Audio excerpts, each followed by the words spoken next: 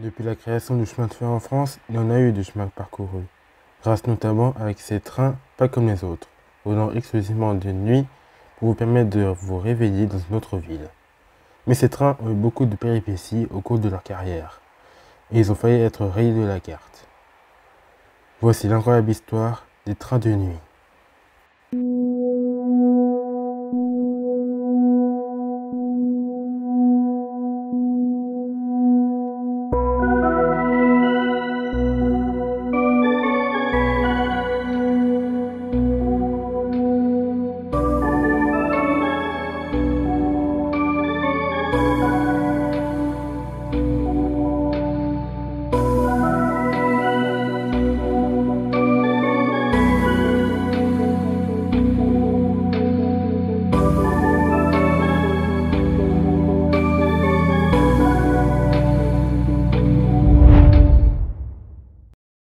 On est au 19e siècle, et le chemin de fer vient juste de pointer le bout de son nez. Sauf que cela a pris pas mal de temps, parce que construire une ligne de chemin de fer demande pas mal de thunes.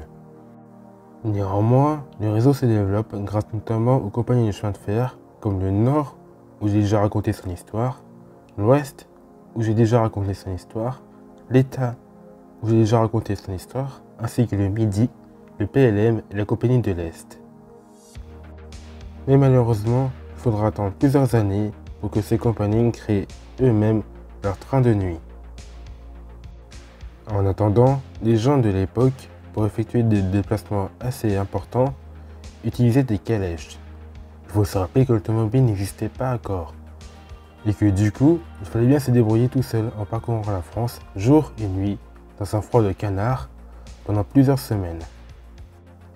Il faudra attendre la fin du 19e siècle pour que George Marcus met en service son train en 1884, que vous connaissez sûrement. Voici l'Orient Express, qui relie tout d'abord la gare de l'Est à Constantinople.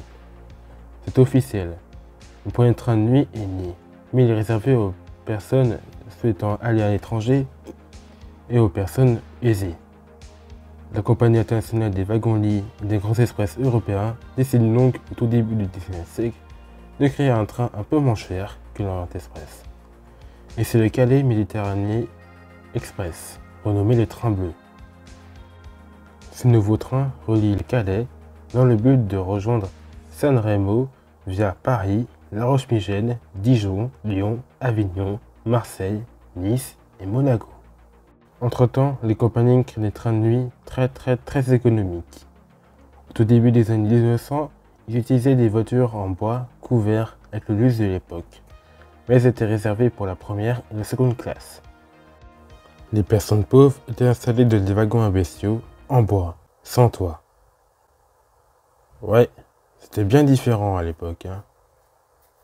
Quand on voit que le monde a évolué. 45 ans plus tard, la Seconde Guerre apparaît et entre-temps la SNCF est née. Elle remettra très rapidement les trains de nuit sur les rails en utilisant du matériel moderne comme les USI afin de relier la mer, la montagne et les grandes villes entre elles. Le train en France subit un grand essor pendant quelques années, alors que le pays était plutôt tourné vers la voiture dans les années 70. La SNCF va mettre en service un concurrent redoutable sur les rails. 1981, c'est l'arrivée du TGV français. Plus confortable, plus rapide, les TGV Sud-Est ont vraiment ruiné le game. Les trains de nuit disparaissent petit à petit du paysage français, enfermant beaucoup de lignes au profit du TGV.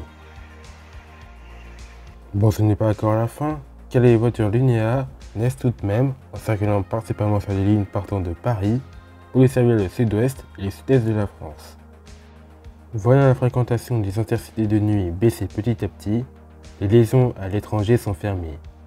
Seules 2 lignes réussissent à survivre, dont une qui part vers Besançon. Dans les villes moyennes, non desservies par le TGV, la colère monte.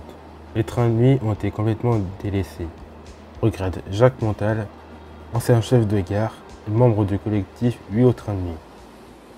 Au bout de lourdes discussions du gouvernement, il décide de remettre en service ces trains. Pour faire un max d'économie, une seconde vue sera faite à certaines voitures voyageurs qui étaient égarées dans un coin pour la casse.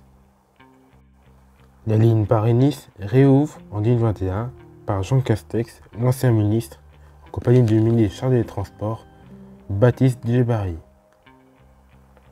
La ligne Paris-Tarbes est également mise en service la même année. En décembre de la même année, une Aljet a été inaugurée par la SNCF et par l'OBB, les chemins de fer autrichiens. Ceci permet de relier Paris à Vienne en parcourant 1400 km en 14 heures. Ce train de nuit s'arrête à Munich, Salzbourg, Linz et Saint-Pölten. Plus récemment encore, en 2023, une autre ligne a été inaugurée pour lier Paris à Berlin. Parlons maintenant de l'avenir de ce mode de transport. Comme vous le voyez, de nombreuses lignes sont prévues, dont des lignes internationales avec une liaison partant de Luxembourg ou de Zurich pour rejoindre Bordeaux ou Nice via Lyon. Les intercités de nuit pourront partir également de Paris afin de regagner l'Espagne via Tours, Bordeaux et Toulouse. En tout, une dizaine de lignes pourront voir le jour avec des voitures de nouvelle génération. Mais selon plusieurs articles, ces lignes de train desservant juste quelques villes de notre pays seront non rentables. D'ici quelques années, les sociétés privées vont débarquer en France afin d'exploiter des lignes transfrontalières. L'Union européenne souhaite mettre en service ces lignes, comme celle de Paris-Venise via Dijon, Milan, Brescia, Vérone, Padoue et Mestre. Elle sera mise en service en 2025 par Midnight Train. Paris-Varsovie, ouverture prévue en 2024 par l'entreprise polonaise PKP. Zurich-Barcelone via Lyon et Montpellier, ouverture prévue en 2024 par l'OBB. Paris-Barcelone via Dijon, Perpignan et Figueres, ouverture prévue en 2025 par Midnight Train. Et enfin la ligne Amsterdam-Barcelone, ouverture prévue au printemps 2025 via Avignon, Montpellier et Figueres. Pour mettre autant de liaisons en service en moins de 2 ans, j'y crois pas du tout. N'empêche, l'avenir de train de nuit est déjà tout tracé. Avec de nombreux rebondissements, il a pu quand même trouver sa voie. Les trains de luxe aux intercités de nuit passant par les voitures voyageurs en bois, 139 ans se sont écoulés. Voilà, c'est déjà la fin de cette petite vidéo. Merci de l'avoir regardée. Pensez à vous abonner à la chaîne et suivez-moi sur Instagram et Facebook. Et puis à la prochaine. Salut.